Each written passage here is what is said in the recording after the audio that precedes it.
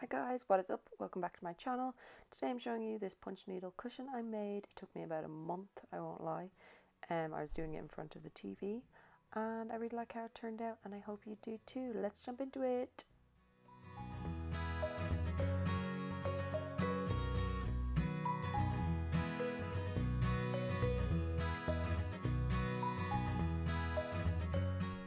So I started off with this makeshift frame that my dad made me ages ago. I'd used it on a project previously and I've got some hessian here. You can also use monk's cloth. You can purchase that from Joanne Mooney's website. I think she's selling it on.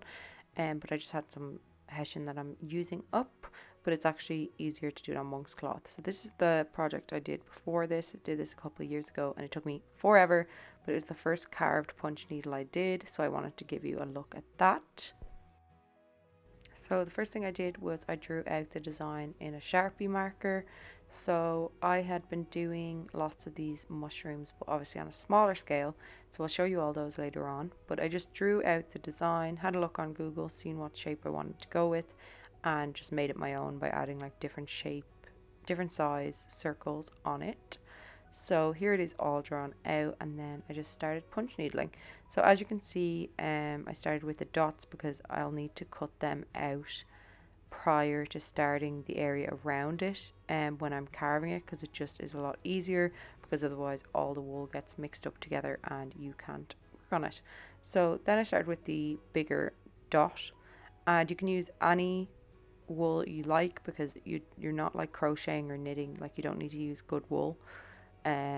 I find the cheap wool works just as well as the more expensive stuff. So here it was once I'd got all the dots done. As you can see, they totally like merge into one another. So that's why I do all of the carving that I do. And punch needling creates like this little loop.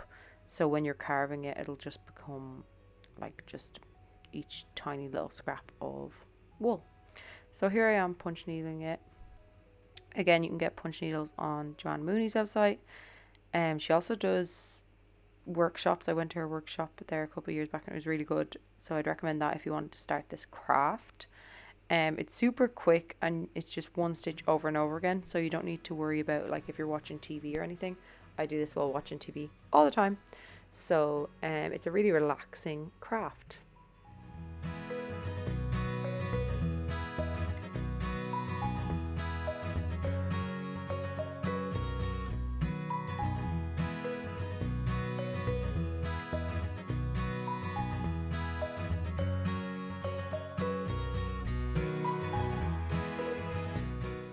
Most of the wool I'm using in this project is from Mr. Price because it's super quick and also super cheap, sorry, and it takes a lot of wool to do projects like this. So because I'm going to carve it, the best way to do this, I got advice when I started carving things with the punch needling, and also I'll show you what I mean by carving in a bit.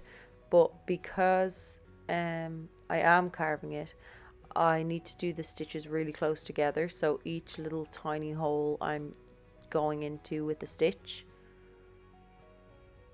and that just means the pile will be really high and really dense, so when you're carving it it'll look really plush and just really full of wool. So I'm working on the back of the piece and this is what it looks like on the front. So it takes a long time, but it's really relaxing because you're not worrying. So this is what it looks like when it's been carved. So I'm just using a scissors to carve out the shape, and you can see that it's like really bulbous and full. So you're just cutting off around all the edges and then making sure the edges sort of are shorter than the top to sort of give it that rounded shape that you can see here.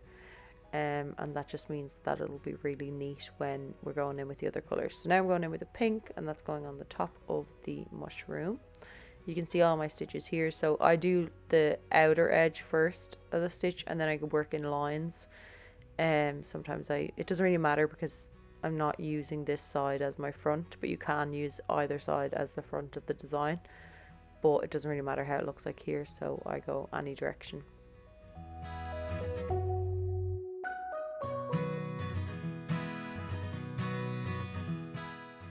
So as you can see, as you're putting the pink on, you're just completely losing the shape of those circles, and that's fine because we're going to cut them out again later so that you can see them more. And this was it when it was all punched. Look how good it looks. Okay, so this is the front, and you've lost all definition like all around the sides and then also on the dots. So I started carving it. This is when I first started carving it. So now just to talk about what I was going to do on the back of it. My mom crochets. If you follow me on Instagram, you'll have seen some of her work before. This is a cardigan she made me. So my mom said that she could crochet the back of it. How cute is this? She did this in an evening. It's like actually insane. Like it took me like a month to do the mushroom, and I haven't even shown you it finished yet, but it took me a month because I had to do all the carving. So my mom crocheted this for me in an evening, and then I just stuffed it. Also, when I finished the punch needle of the front, it was like really curling up on itself because it was so dense. So I had to use a bit of cardboard, but it's still soft because there's so much wool there. Here is some of my mom's other crochet blankets, and I'll show you the pillow in detail now. So here are some of the other things I've made with punch needling, so I'll be showing you them.